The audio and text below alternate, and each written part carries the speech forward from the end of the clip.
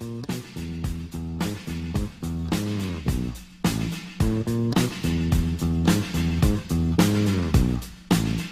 folks, we're here on another Cheat TV podcast. Today we're going to talk about politics and what my views are on politics. I'm more of a conservative Republican. I can't vote yet, but that's how I view things as it is going on today. Now, the first story we're going to have on this politics podcast is Mueller's Russian probe, and something that brought up to me is this man named Richard Gates, a business associate for President Trump and a former campaign chairman for Paul Manafort, and he was told to surrender to federal authorities Monday morning. The charge that first filled in connection with the special counsel Robert Mueller's investigation into alleged Russian intelligence and interference in the 2016 election, as they suppose it was rigged. It wasn't, trust me. And Gates and Manafort have been indicated by the federal grand jury and charged with 12 counts, including conspiracy against the U.S., conspiracy against launder money and false statements, and unregistered agent of a foreign principal. And the multiple counts of failure of file reports of foreign bank and financial accounts, according to the special counsel outspoken. Gates pleaded not guilty Monday afternoon and a $5 million bond was set, and he agreed to a house arrest. Now, apparently, I never heard of this man Gates. I followed Trump a lot during his presidency. Gates, who actually worked for the Trump campaign, and he outlasted Manafort. He's kind of like Manafort, but he helps wrangle delegates at the high stakes of the 2016 Republican National Convention.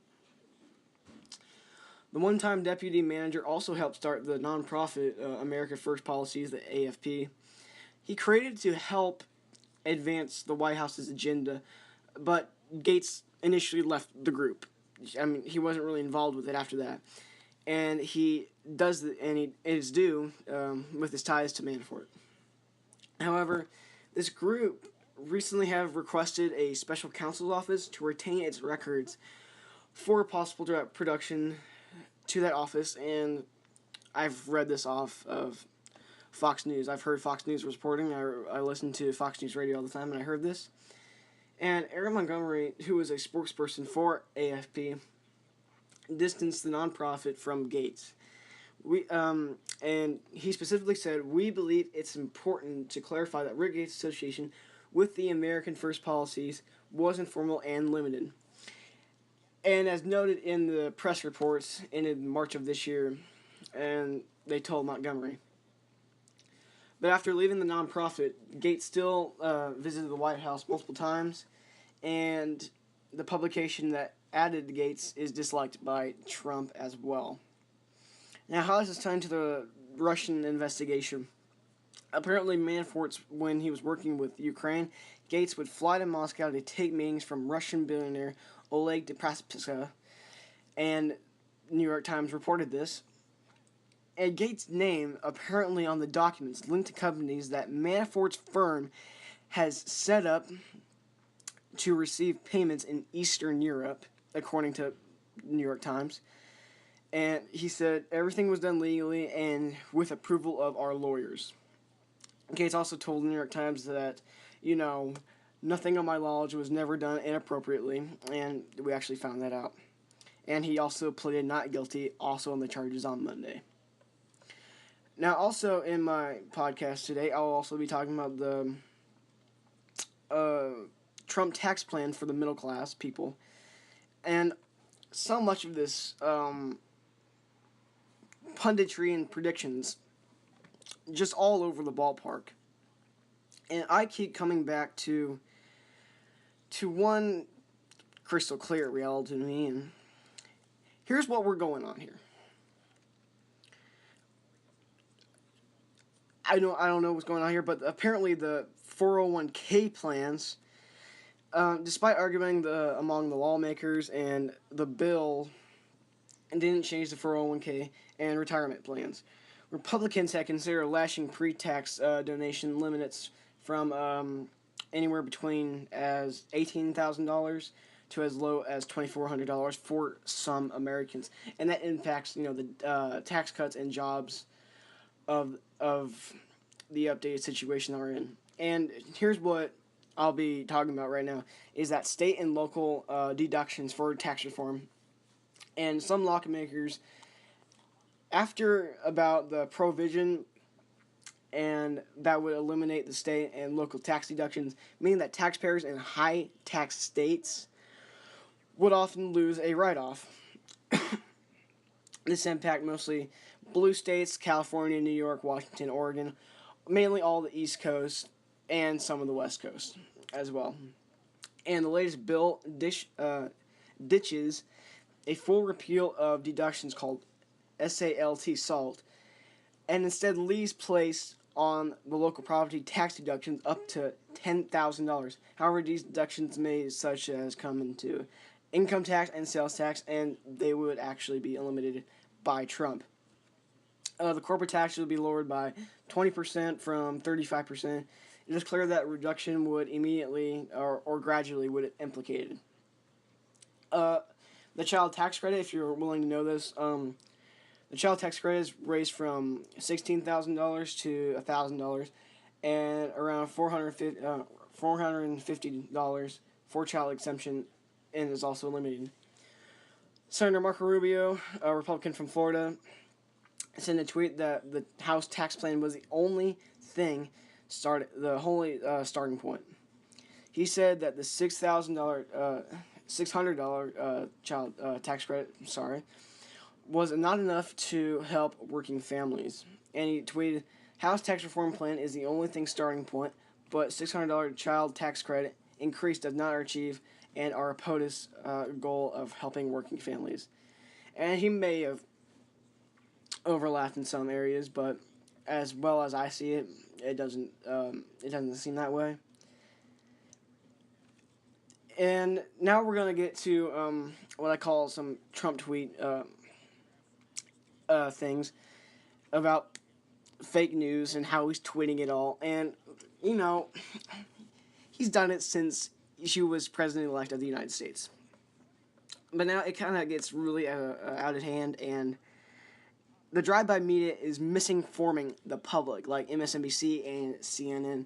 And this is actually really starting to get on people's nerves, and they're wondering, where do we go for the right news? Where do we go? Me personally, as a conservative Republican, I usually go to Fox News. Some people, as well as the Democrats, think that the news is true, and we need to start following CNN and MSNBC, which I think is totally false, and I don't think it's actually right whatsoever. We have some news. Apparently, the state and local division, the Democratic group pulls ad targeting Virginia Governor hopeful Ed Gillespie's supporters. And apparently,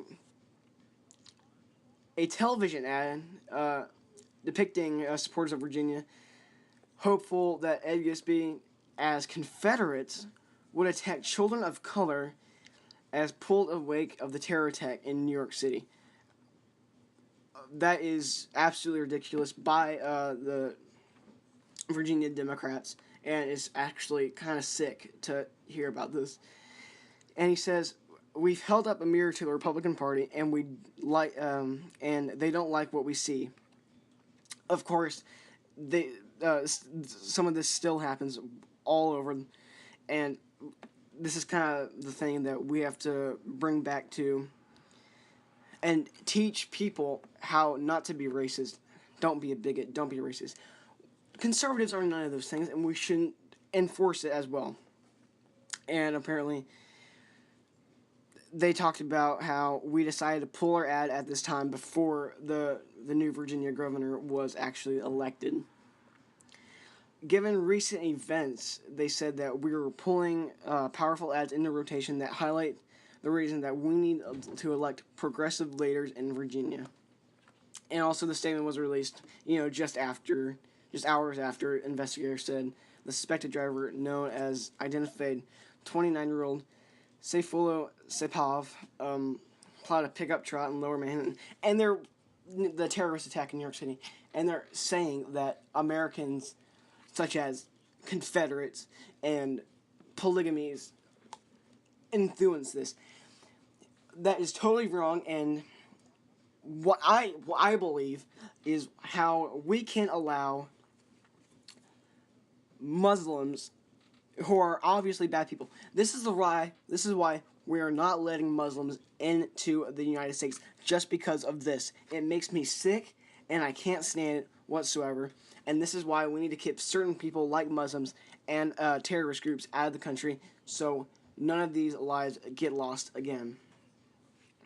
And the Democrats of this governor from Virginia said, this attack is not just an attack on my supporters, it's an attack on all Virginians.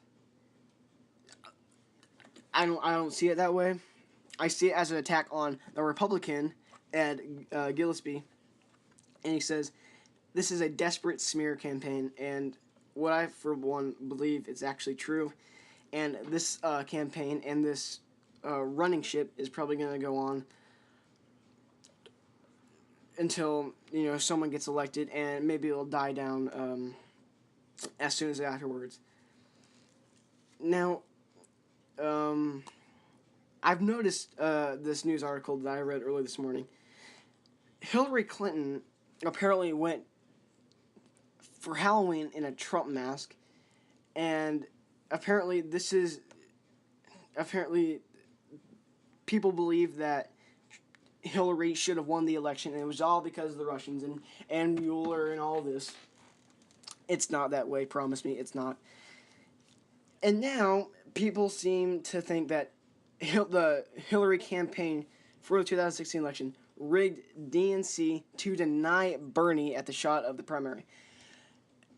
Bernie would have obviously overran Hillary in that election, no doubt about it, but we cannot put someone like Bernie or someone like Hillary Clinton into office with their kind of policies on taxes and gun laws.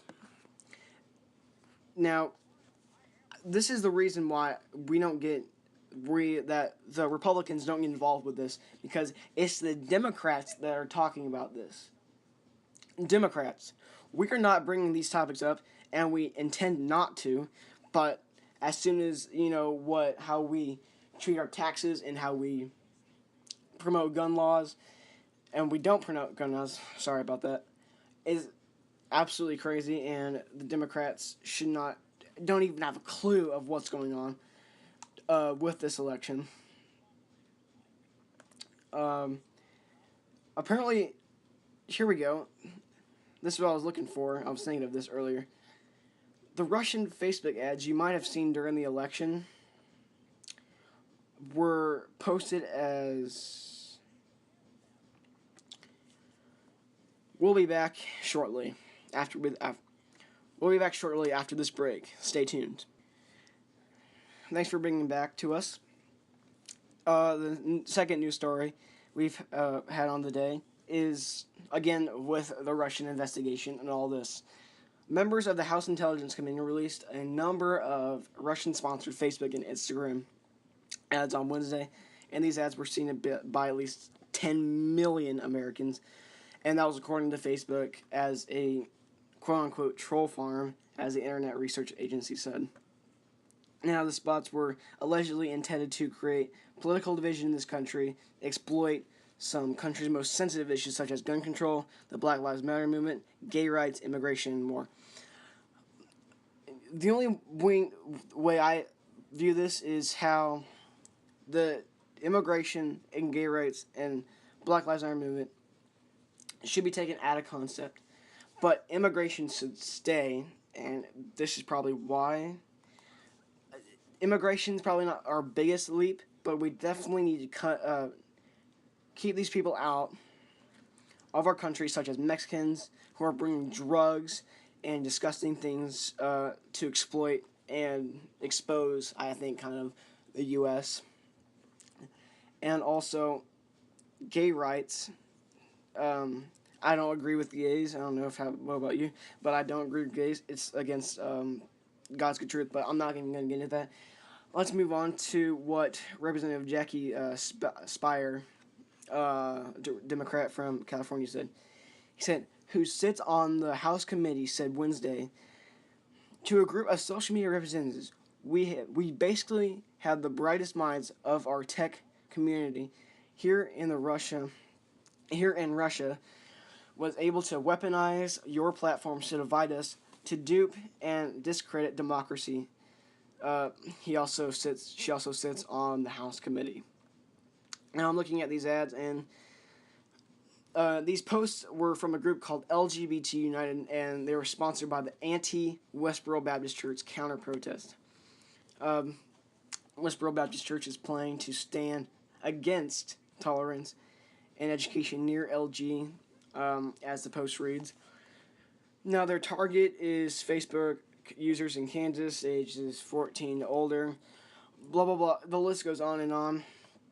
But the ad spins are kind of ridiculous. $54 for these ads. That's absolutely insane and should be absolutely disgusting. What gets on me is about how Democrats view Republicans as this Westboro Baptist kind of look, and how we overlap in areas, which as the Republicans do all the time. And they do. It gets on my nerves. I'm not even going to get into that. I don't want to get people riled up if you're listening to this. But now they're targeting what I mentioned earlier was the Bernie problem, and how he was the independent and should not be running for the Democrat nominee. Now, CNN, Jake Tapper was about the Clinton Foundation, and the post appeared to criticize former Democrat nominee Hillary Clinton, and said Hillary has no problem with accepting foreign money from countries like Saudi Arabia, which Hillary influenced a lot and was absolutely disgusting what she did to America during her Secretary of State time. And she had no remorse about taking money from countries that abuse the rights of women, including herself as a woman. That is absolutely stupid.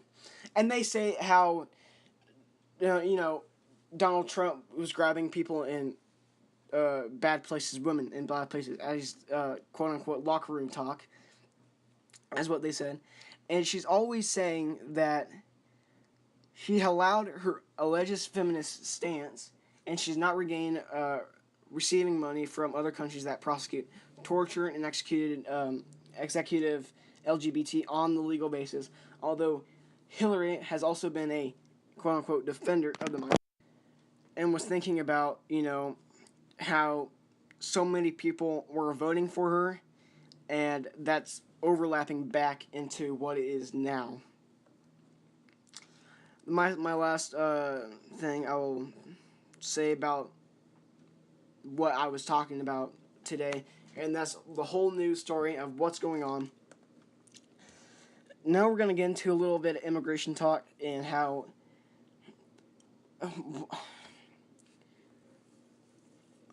President Obama has been probably one of the worst presidents we've ever seen, who has served 2 terms as president, about how opening doors to immigrants, and how we're blaming Trump for it.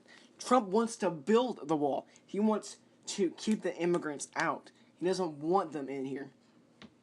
And as soon as he raises enough money, as he has incredibly increased the stock market, and he is on his way to do immigration as well.